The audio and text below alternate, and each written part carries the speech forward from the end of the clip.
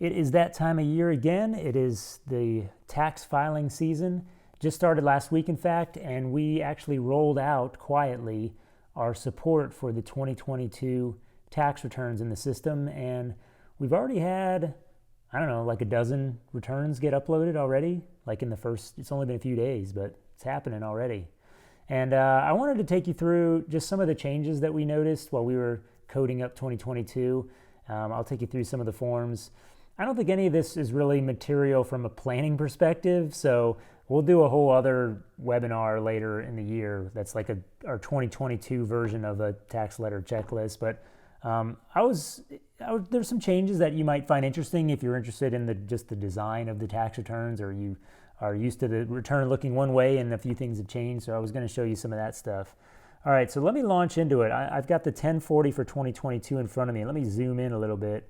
The first thing you'll notice, just right there, first line, is they've changed qualifying widower, and it's widow with an in parentheses from 2021. They changed it to just qualifying surviving spouse.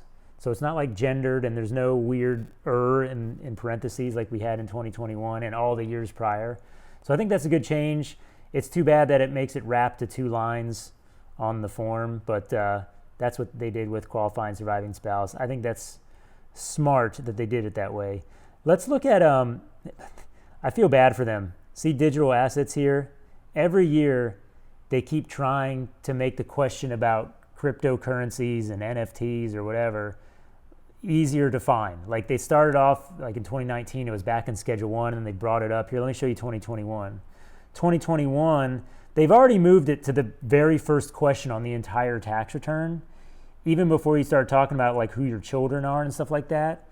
But it was, I guess they still thought it was not visible enough last year. So now this year they've actually added this big old digital assets thing. Like they just keep making it more and more large and noticeable. Like they just can't help themselves. They want us to see that digital assets thing.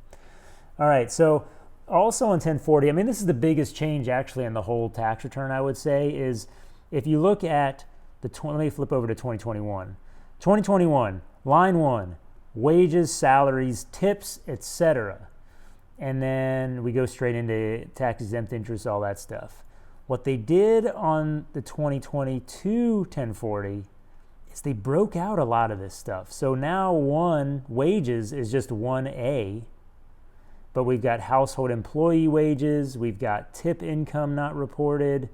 I mean, getting into like really kind of pretty drilled down on pretty specific stuff. Medicaid waiver payments not reported on employer provided adoption benefits from Form 8839. Like very detailed, specific stuff, which kind of surprised me because this is prime real estate, right? This is page 1 of the tax return. It's like, is compliance with these things so problematic, and is the revenue foregone so problematic that they had to take up a good quarter of, well, maybe a fifth of the front page of Form 1040? So I thought that was surprising, actually. One of my theories is that they're trying to gear up for maybe 1040. They're trying to make it something where like ordinary people only have to file 1040, and they'll be able to say 90% of all taxpayers don't have to file any of the other forms. And so they're trying to bring more things into 1040 that kind of regular folks have in their taxes. I don't know. That theory sounded better in my head than when I said it out loud. But I don't know. We got a bunch of new fields on 1040, and I'm yet to see any uploaded returns with any data in any of those fields. So I don't know. We'll see. The IRS has their reasons, I guess. Let's see. Walking through this, I think that's it for 1040. Obviously, the charity, the below the line, it was 2 years ago it was above the line, then it became below the line. The $600 or $300 charity deduction you could take with the standard deduction, that's of course gone. Note that actually I should have gone back up to this. Non-taxable combat pay, that used to be on page 2 of 1040, and now it's moved to page 1. So there may be something they're doing with trying to get all earned income calculations into one place. I'm not really sure, but that's moved from where it was last year. All right, another thing that changed, Schedule 1, they just added more fields to Schedule 1. They added 4 more fields, taxable 8.8 5.3 distributions, scholarship income, non-taxable Medicaid waiver payments. Let's look at that one actually. That's 8S. And that one's interesting. That's where you're saying basically any non-taxable portion of the payments that you put on page 1. Remember, we added a new field on page 1 of 1040 related to Medicaid waiver payments.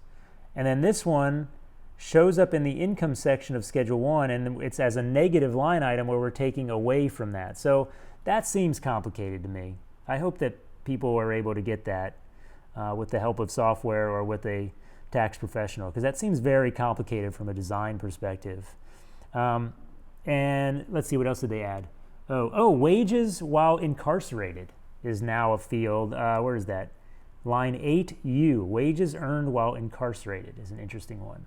I'll be interested to see if we see any of those uploaded into Holistiplan. I forgot to show you on page 1. This is a design thing, just a user friendliness thing. Notice, let's look at this is the 2021 return. Let me zoom in a little more. Look at this. So look at like line 9. Line 9 starts with an instruction. Add lines 1 through 8, and it says, this is your total income. They do the same thing on line 11. Subtract line 10 from line 9. This is your adjusted gross income. But then look what they did on line 15. They did taxable income, period. Subtract line blah, blah, blah, blah for 14. So like they're not consistent in how they describe the instruction and then here's what this number means. They fixed that in 2022. So you notice line 15 here. So here's the instruction, line something and something, and then this is your taxable income. So I think from a design perspective, like that's a conscious choice they made. I think it's a good choice. We only notice that sort of thing because the wording of some of this stuff is one of the inputs in our optical character recognition, data extraction, kind of automation stuff that we build. And so when we see changes to wordings, we have to kind of retrain some models and stuff like that. So that's how we notice that little change. Most people wouldn't, but I appreciate the thought that went into that sort of thing. So gold star IRS for that little change. Form, let's see, Schedule 8812. So 8812 was new last year, and it was a monster. This was related to child tax credits, and of course we had a huge different child tax credit regime last year with the refundable tax credit, and it was, and some of it was paid in advance. So you had to figure out how much you had to pay back if you got too much. So 8812 last year, that's what I have on screen now, was 3 pages long. It was long. 2022, they kept the form, but now it's shorter. Like there's less going on there. And so it's worth getting to know that form. Prior to 8812, if I recall correctly, there wasn't a dedicated form. I could have this wrong, but there was not a dedicated form for the child tax credit. Instead, there was a worksheet that was kind of buried within some IRS publication. So it wasn't like an official form that was part of the tax return. So I like that 8812 is now part of the tax return. That's helpful. And so that's worth just looking at and getting to know it because it's a change from last year, pretty material. And, you know, I think clients are aware of the fact that the child tax credit that they had last year was taken away. And when I say last year, I mean 2021, it's taken away or was not renewed. That's maybe a better word for it. But if they're not aware of that, they might be a little surprised when the child tax credit is radically different for 2022 than it was for 2021. So it's worth just getting to know Schedule 8812, I would say. Here is a change that surprised us. Form 8960, so that's for the net investment income tax, all right? And I've got 2022 up here, and I've got 2021 up here, and actually there's nothing interesting between the two. Nothing in the wording of it changed. I want to specifically draw your attention. I'll zoom here. I'll zoom in on line 4A. Look at line 4A. Do one more zoom, see if it fits. All right.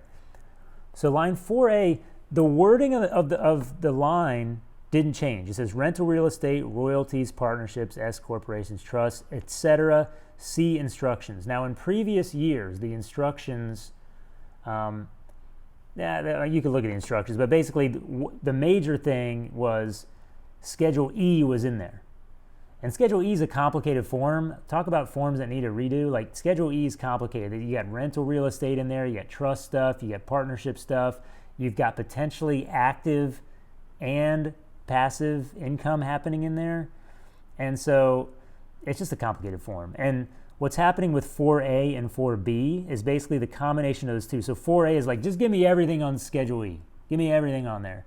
And then 4B is like, okay, but take away all the stuff that was like active participation, like an ordinary course of business type stuff. And then what's left is the investment income, and that's the thing we're trying to tax on the net investment income tax, right? So we're trying to get to net investment income. What happened in 2022 in those instructions, buried in that instructions, is now they're including also Schedule C in there. So Schedule C and Schedule E gets on line 4A. So if you have clients who have never had information on line 4A because they've always been a Schedule C, and then suddenly, what's going on? Why is 8960 looking different than it did before? You've got the same thing where it's like, okay, throw everything on Schedule C into line 4A of this form. And then everything that's ordinary course of business, like active participation, that's fine. You can subtract it back out by putting the same number in 4B. But I guess there was a compliance issue where, and by compliance, I mean like people weren't complying with the law, and they maybe were missing investment income that was running through a Schedule C. I don't know. For us, that was a noticeable change because it actually required us to have to change some of our code on the back end because we had to change what was behind line 4A of this particular calculation. So that's new, and that kind of threw us for a loop, and you may notice that as you're looking through, if you're especially comparing years on clients on their form 8960. All right, that is, I'm sure there's other stuff that'll come up as we kind of dig more into 2022, but those were the things that really stood out to us when we were coding up 2022 and rewriting and looking at things. So maybe that's helpful for you.